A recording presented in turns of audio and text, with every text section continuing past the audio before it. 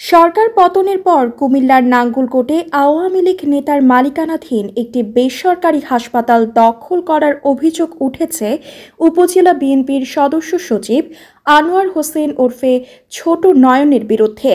আনোয়ার হোসেন ইতিমধ্যে হাসপাতালের চেয়ারম্যানের পদ বাগিয়ে নিয়েছেন। নাঙ্গলকোট পৌরসভার বাইপাস মোড়ের সৌদিয়া প্লাজায় অবস্থিত নাঙ্গলকোট আলট্রা মডার্ন হাসপাতালে এই ঘটনা ঘটেছে। প্রতিষ্ঠার পর থেকে হাসপাতালটির চেয়ারম্যান কুমিল্লা দক্ষিণ জেলা আওয়ামী লীগের সহসভাপতি মোহাম্মদ শামসুদ্দিন কালু। হাসপাতালের নিবন্ধন, ট্রেড লাইসেন্স সহ সব কাগজপত্র আওয়ামী লীগ নেতার নামে। শামসুদ্দিন নাঙ্গলকোট উপজেলা পরিষদের সাবেক চেয়ারম্যান ও পৌরসভার সাবেক মেয়র। আওয়ামী লীগ সরকার পতনের পর তিনি গা ঢাকা দেন। এর মধ্যে হাসপাতালটি দখলের ঘটনা ঘটে। অভিযোগের বিষয়ে বিএনপির নেতা আনোয়ার হোসেন বলেন, প্রতিষ্ঠানটির বেশিরভাগ অংশীদার বিএনপির রাজনীতি করেন। তিনি শুরুতে অংশীদার ছিলেন, কিন্তু শামসুদ্দিনের প্রভাব খাটিয়ে তার টাকা ফেরত দিয়ে বাদ দিয়েছেন। 9 আগস্ট হাসপাতালের সবার অনুরোধে তিনি 1 লাখ টাকা দিয়ে অংশীদার হন। পরে তারাই সভা করে তাকে চেয়ারম্যানের দায়িত্ব দেন, যদিও তিনি এখনও সেদিকে যাননি।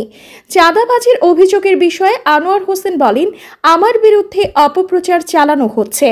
বিএনপির একটি অংশ আমার বিরুদ্ধে অপপ্রচারে নেমেছে। আমি বা আমার লোকেরা কোনো ধরনের চাঁদাবাজির সঙ্গে জড়িত নই। হাসপাতাল সংশ্লিষ্ট একাধিক ব্যক্তি ও স্থানীয় সূত্রে জানা গেছে, 2009 সালে হাসপাতালের কাজ শুরু হয়। 2012 সালের 7 মে প্রতিটি শেয়ার 1 লাখ টাকা করে 40 জনকে নিয়ে হাসপাতালটি প্রতিষ্ঠা করেন আওয়ামী লীগ নেতা শামসুদ্দিন।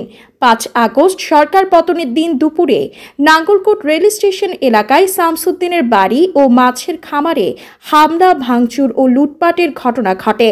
হামলাকারীদের একটি পক্ষ সেদিন হাসপাতালে গিয়ে ইটপাটকেল ছুঁড়ে কাঁচ ভাঙচুর করে। এক পর্যায়ে সেখানে উপস্থিত হন আনোয়ার হোসেন। তিনি হামলা চালাতে আসা ব্যক্তিদের ফিরিয়ে দেন। সূত্র জানান, হামলাকারীদের ফেরানোর সময় আনোয়ার হোসেন শর্ত দেন তাকে হাসপাতালের চেয়ারম্যান করতে হবে। এরই পরিপ্রেক্ষিতে 9 আগস্ট 3টি আলোচ্য সূচি নিয়ে জরুরি সভা করেন হাসপাতালের পরিচালক ও অংশীদারেরা। সভায় শামসুদ্দিনকে চেয়ারম্যানের পদ থেকে সরিয়ে আনোয়ার হোসেনকে চেয়ারম্যান করা হয়। একই সঙ্গে কালুর অনুসারীদের বাদ দিয়ে 11 সদস্য বিশিষ্ট একটি কমিটি করা হয়। সভায় কালু বা তার অনুসারী কোনো অংশীদার বা পরিচালক উপস্থিত ছিলেন না। নাম প্রকাশ না করার শর্তে হাসপাতালের অন্তত 3 জন অংশীদার বলেন, এভাবে হাসপাতাল দখল করার কোনো নজির নেই। বিএনপির নাম ভাঙিয়ে তিনি হাসপাতালের চেয়ারম্যান বনে গেছেন, অথচ হাসপাতালের নিবন্ধন, ট্রেড লাইসেন্স শামসুদ্দিনের নামে। চলতি বছরের 8 জুলাই নাঙ্গলকোট পৌরসভা থেকে শামসুদ্দিনের নামে ট্রেড লাইসেন্স নবায়নও করা হয়েছে। নাঙ্গলকোট পৌরসভার লাইসেন্স পরিদর্শক মোহাম্মদ জসিম উদ্দিন বলেন,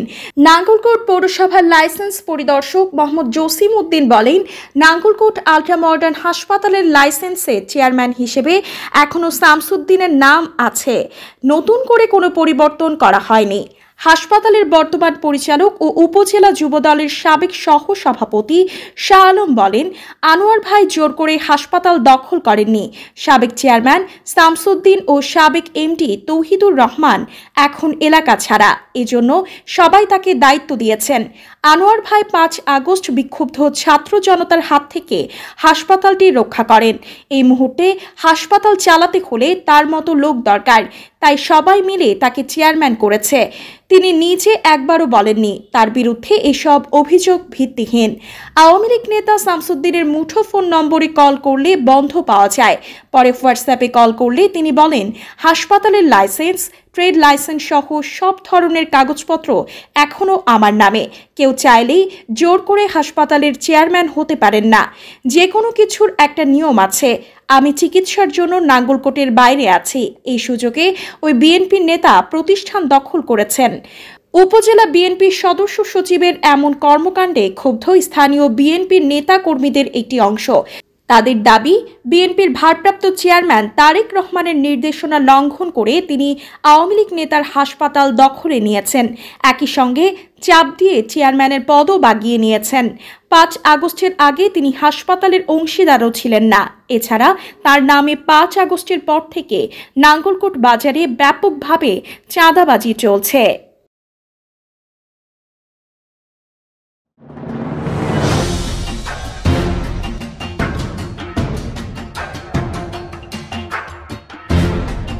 নিউজ।